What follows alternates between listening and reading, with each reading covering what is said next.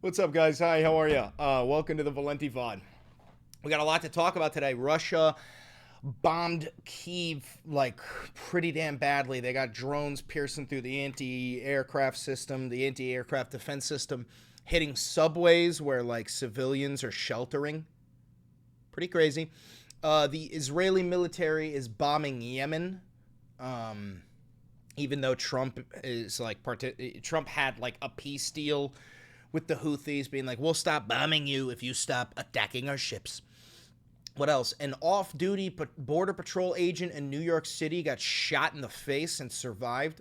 Had nothing to do with him being an off-duty Border Patrol agent. Had everything to do with him just being bad, wrong place, wrong time. Got fucking robbed. He's surviving, though. I think he's in not prison. I think he's in the hospital. What else? Harvard and Trump are going at it in their lawsuit because Trump wants to get rid of DEI at Harvard but install MAGA DEI, which is essentially like they have to hire more MAGA, not MAGA, they have to enroll more MAGA voters as students, and they want to do an audit of the curriculum and make sure that there's nothing in the curriculum that teaches anti-Israeli values or paints America in a bad light, neither past nor present. Meaning like chattel slavery, can't teach about it, which is fucking crazy. Thank you for the congratulations for 76K. Appreciate you. What else? Yeah, we've got more stuff about Russia attacking Kyiv, and then we're going to cover this New York Times article all about how Donald Trump supporters are willing to move past Epstein and, like, Donald Trump fucking children. They're willing to move past that because they're all servile dogmen that bow down to the king. So other than that, my name is Chris Valenti. We do have a hate chatter. Don't ban him, please. Hi, Dakota. Don't forget to like, comment, subscribe, and hit the notification bell. It costs you nothing, and it helps me immensely. If you do want to support the channel financially, a couple ways you could do it are becoming a patron on Patreon for $5, becoming a member on YouTube for $5, clicking that thanks button below, donating to the channel, buying merch, and using the 40% discount code for Ground News.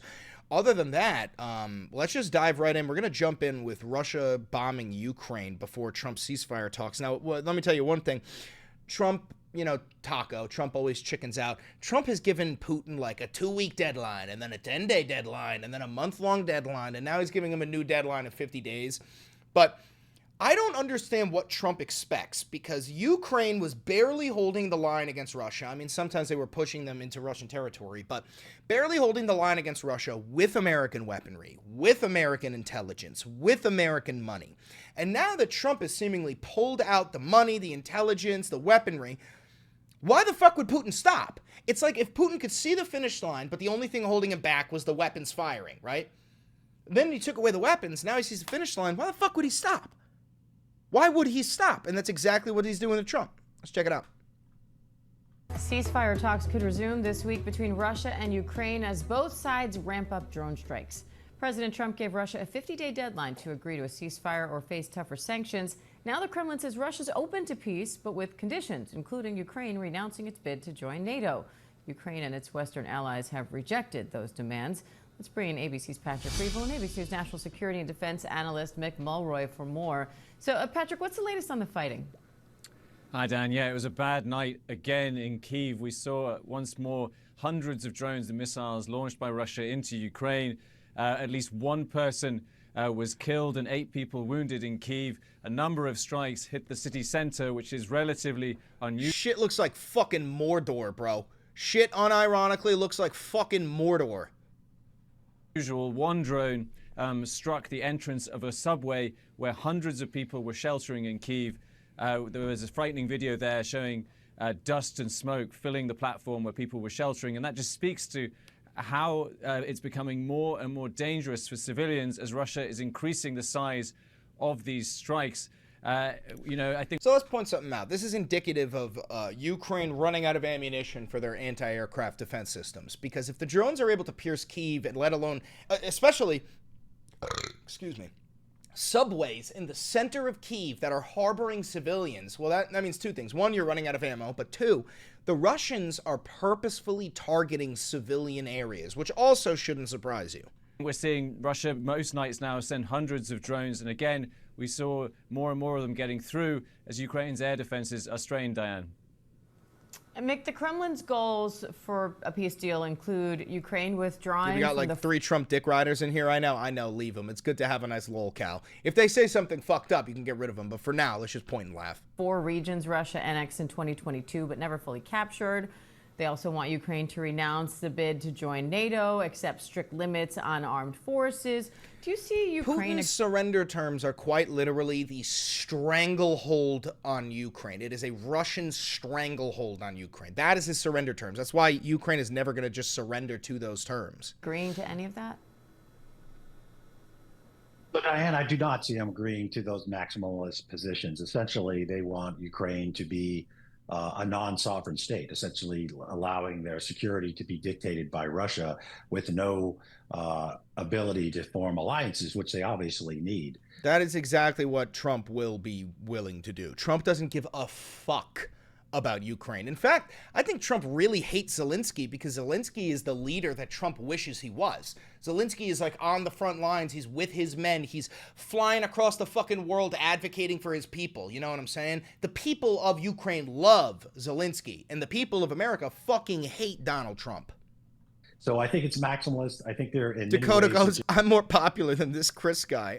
Also, Dakota, what's it like running defense for a child rapist, Jeffrey Epstein? Your perfect and humble Führer refuses to release the list because he's on the list. Just trying to keep this ceasefire negotiation talk going. But the only way that's really going to be effective if there's an actual ceasefire during the negotiations. If not, I believe Russia is just going to keep continuing to strike civilian targets in Kyiv. They will. They're going to try to incrementally take up territory in the east, and that is their plan. They have 50 days to do so before there's even consequences. There's not even going to be any consequences in the 50-day mark. All right, moving on to more war. Israeli military attacks Houthi targets in Yemen's Hodeidah port. Now, if you remember earlier, where is it? In May, the United States announced a surprise deal with the Houthis, where it agreed to stop a bombing campaign against them in return for an end to shipping attacks, though the Houthis said the deal did not include sparing Israel. So what I find really funny about this is that Donald Trump is realizing that the Israelis don't give a fuck about what he wants. Trump said, let's make a deal. I'll stop bombing you. You stop attacking our ships. The Houthis said, sure. Israel goes, fuck your deal. We're going to keep on bombing the Houthis. Now, whose bombs are being dropped on the Houthis? Ours, by the Israelis. The Houthis are not going to stop fucking up our ships now, so there's another example of Donald Trump just ruining everything. Let's read a little bit of this article. The Israeli military attacked Houthi targets in Yemen's Hodeidah port on Monday in its latest assault on the Iran-backed militants who have been striking ships bound for Israel and launching missiles against it. Now, again, guys, do you know why the Houthis are attacking ships headed towards Israel? Because they've made it abundantly clear. It's because those ships are funding a genocide. And the Houthis have said repeatedly, hey, we'll stop attacking the ships if you stop arming Israel's genocide. Seems like a pretty good deal to me. I mean, I'll take that deal. Would you take that deal? Israeli Defense Minister Israel Katz said the army was, quote, forcefully countering any attempt to restore the terror infrastructure previously attacked. The Houthi-run Al Masirah TV said on Monday that a series of attacks on the port was underway without providing any details. The Israeli military said in a statement that the port it attacked had been used, quote, among other things, to transfer weapons from the Iranian regime. Dude, this is the funniest. This is so ironic because they're saying we bombed the port because they're transferring weapons from the Iranian regime. The Houthis' entire MO, their whole modus operandi is that we are attacking the ships because they're transferring weapons to the Israeli regime. This is like the what's the old thing where they say I didn't do it, you did, or like not me, I know you did, I know you are, but what am I? That's what Israel's doing. I know you are, but what am I? Fucking hilarious. Since Israel's war in Gaza, since Israel's genocide in Gaza against the Palestinian people began in October of 2023, the Iran-aligned Houthis have been attacking vessels in the Red Sea and what they say are acts of solidarity with the Palestinians. Israel has responded by launching attacks on the Houthis, who control the most populous parts of Yemen, including the vital Hodeidah port. Quote, as I have made clear, Yemen's fate is the same as Tehran's. The Houthis will pay a heavy price for launching missiles toward the state of Israel, Katz said. So things just keep on escalating in the Middle East and in Ukraine. Meanwhile, we talked about this in the beginning, in New York City, this is really a nothing story, but in New York City, an off-duty Border Patrol agent was shot in an apparent random robbery in New York City Park, police say. Now, him being a Border Patrol agent has nothing to do with this. The guy wasn't in uniform. He was an off-duty cop. He was just somebody was just trying to rob him. But that didn't stop Trump and the rest of MAGA from immediately using this story to push forward their weird belief, their false belief that all undocumented immigrants are violent criminals, because the man who shot that Border Patrol agent was in fact an undocumented immigrant. But Trump immediately hopped on the story with this. Crime in American cities started to significantly rise when they went to cashless bail. The worst criminals are flooding our streets and endangering even our great law enforcement officers. It is a complete disaster and must be ended immediately. Now, this is not coincidental. Kristi Noem, Tom Homan, they all came out, jumped on this story. I mean, that fucking Border Patrol officer is still in the hospital recovering from a face shot, and they immediately politicized it. So I don't ever want to hear some Republican tell me, like, it's too early, don't politicize it yet. Anyway, move on to the next one here. What to expect as Harvard takes on the Trump regime in federal court. Now, this is important, guys, because we've talked about how fascists take over. The first few things that a fascist needs to own in order to fully take over a government or a nation is the press, the education system, and the judicial system. Now, we've seen Trump got Stephen Colbert fired. Trump sued Paramount for $16 million over an ABC interview. Trump is calling for Jimmy Kimmel to be canceled, which I'm honestly not against. I fucking hate Jimmy Kimmel. But, so that's the media, right? Then we've got the justice system. They're, They're arresting federal judges. They are violating 9/0 Supreme Court orders. Excuse me. A lot of burping. They are threatening to redraw the maps in Texas so that they can get more congressional votes. You see what I'm saying? So the justice system already fucked. And then now we're seeing they went hardcore after Columbia University for the pro-Palestine movement. They went hard after Harvard University for the pro-Palestine movement. And now Trump is going to try and drag out this lawsuit as long as he can and, fucking destroy Harvard University. Trying to get MAGA DEI, trying to audit the curriculum to add in weird anti-history and anti-science shit. Anyway, let's read. Harvard University will be back in court Monday for a major hearing in its funding fight case against the Trump regime, the next step in a battle over restoring more than $2 billion in federal funding for research frozen by the White House this spring. U.S. District Judge Allison Burroughs is expected to hear oral arguments from Harvard's legal team and lawyers for the Department of Justice over the school's request that she declare the funding freeze unlawful. It marks a critical moment for what's become the flashpoint of a major clash over academic freedom, federal funding, and campus oversight, and a belief inside the White House that targeting the country's most elite academic institutions is a winning political issue for President Donald Trump. Now, this is important for one big reason here. The Republican regime, the Nazis, the fascists, they are relying on the lack of education in the United States of America in order to create this new generation of fascists, right? This is the same reason why Hitler created the Hitler Youth Program. Don't forget, that wasn't like a summer program. All the schools in Germany were shut down and replaced with a Hitler Youth Program. There were a handful of wildly expensive private schools for the aristocrat class to send their kids to, but Trump defunded the Department of Education. He wants to completely destroy it.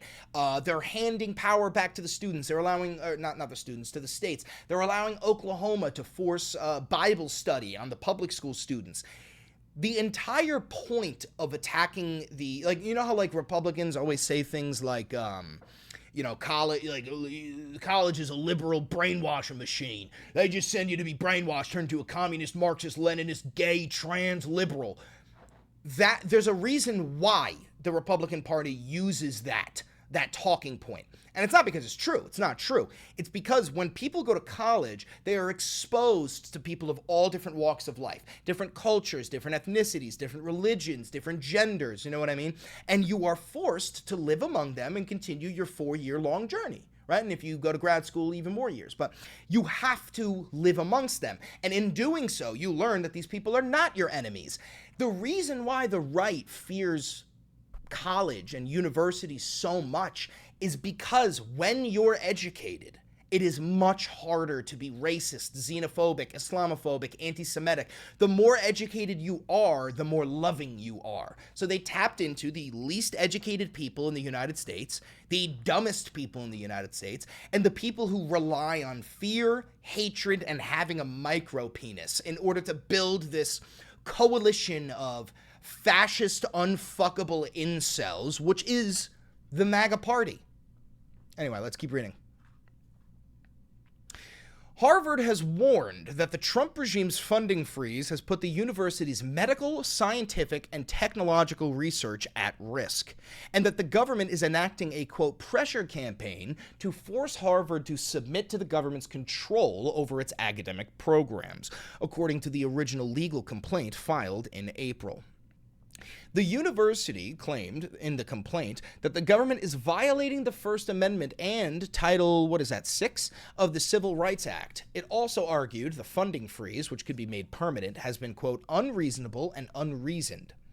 The Trump regime, meanwhile, says that Harvard has failed to address anti-Semitism on campus. So what they mean by that, when they say anti-Semitism on campus, they mean anybody who is pro-Palestine. This is what I'm talking about. The Trump regime is demanding that it is illegal to say Free Palestine. They're demanding it's illegal to fly the Palestinian flag. They're demanding it is illegal to criticize Israel. And if you do any of that, your university will not receive federal funding. This is the fascist takeover of the universities that I was telling you about earlier.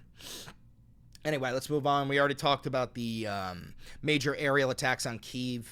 Shit was getting absolutely crazy, but let's listen to Zelensky and Barrett spoke about expanding defense cooperation, including a decision by French companies to start manufacturing drones in Ukraine and advancing Ukraine's path toward European Union membership. That's only going to escalate Putin. Now, let's move on to the last story of the day here, which is how Trump deflected MAGA's wrath over Epstein, at least for now. So remember, I say this all the time. Trump supporters do not have morals, right? And I could try to prove it right now. I'm pretty sure Dakota Gerhards is one of the Trump supporters in chat. So watch this. Dakota, do you support pedophiles? I'm pretty sure Dakota is one of them, unless I'm incorrect. Dakota, do you support pedophiles? This would be very simple.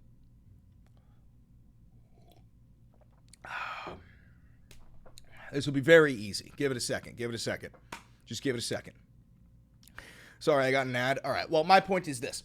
MAGA does not have morals. They will immediately say, no, I don't support pedophiles. And then I'll say, okay, well, do you want to see the Epstein list? And they'll say, yes, of course I want to see the Epstein list. And I'll say, what about Donald Trump refusing to drop the Epstein list? And they will immediately run defense for him.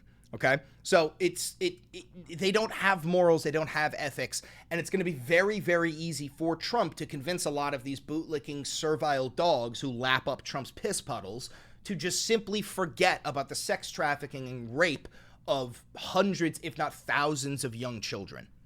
Anyway, let's see. In the week after the Justice Department walked back its promise to release the full collection of files about the disgraced financier and convicted sex offender Jeffrey Epstein, it seemed there was nothing President Trump could do to quell the fury of some of his supporters. He tried to coax them as he defended his attorney general against their wrath, asking, quote, "What's going on with my boys and in some cases, gals?" He said he did not understand their interest in the case, downplaying it as boring. He even castigated them as weaklings and disavowed them as past supporters Still, the backlash kept building. So we covered this when it happened. Trump posted on Truth Social. He said that anybody, including his own supporters, who want the Epstein list are weaklings. The list is boring, and he doesn't want their support anymore, and he considers them former supporters. Okay? So if you support Donald Trump and you want to see the Epstein list, this isn't my opinion. This is Trump's own words. He doesn't want your support because he thinks you're a weak dumbass who's falling for Barack Obama bullshit. That's not me. That is Donald Trump telling you verbatim. But when the Wall Street Journal published a story detailing a decades-old letter with a lewd drawing that Mr. Trump allegedly sent Mr. Epstein for his birthday, Mr. Trump got a respite from the revolt, and some of his core supporters rushed to his defense, such as, you could see him in the chat, Dakota Gerhardt. This is about him rushing to the defense of Donald Trump. Mr. Trump turned one of the most fractious moments for his base into one of the most unifying by tapping into other MAGA grievances, the deep distrust of mainstream media, or mistrust, sorry, the disdain for Rupert Murdoch, and the belief that the president had been unfairly persecuted by his political foes. Almost immediately, many of those who had been critical of the regime's handling of the Epstein case cheered the president on as he vehemently denied the claims, sued the Journal, and ordered his attorney general to seek the release of more information. Mr. Trump's allies in the hard-right Make America Great Again movement, known as MAGA, said that the discontent that had divided the base had dissipated, but had not been eliminated, at least for now. So, and we saw that with Steve Bannon came out and said this is going to drive a wedge in MAGA, but then Charlie Kirk, who got a direct phone call from President Trump, he fucking said, I'm going to trust my friends in the government and I'm not going to talk about it anymore. I mean, and we also saw even far-right Nazi Nick Fuentes, he abandoned Trump completely. So, like, all of the, excuse me, I got to burp again. Excuse me. All of the right-wing, commentators, all of their political commentators, their favorite influencers, they're all jumping ship one by one, you know? So in a couple of months, I do expect that the MAGA movement will solely be composed of Nazis and fascists. Right now, there's still a handful of Americans who were simply fooled into supporting him, and they're, teetering on the edge. But as we saw with, Adolf Hitler, that fat fascist on the Jubilee video where Mehdi Hassan debated a whole bunch of Nazis, as we can see, the fascists are out to play. They're no longer hiding it. They feel very emboldened by Trump. So I do think in a couple of months, the only people left will be genuine fascists and Nazis. And, yeah.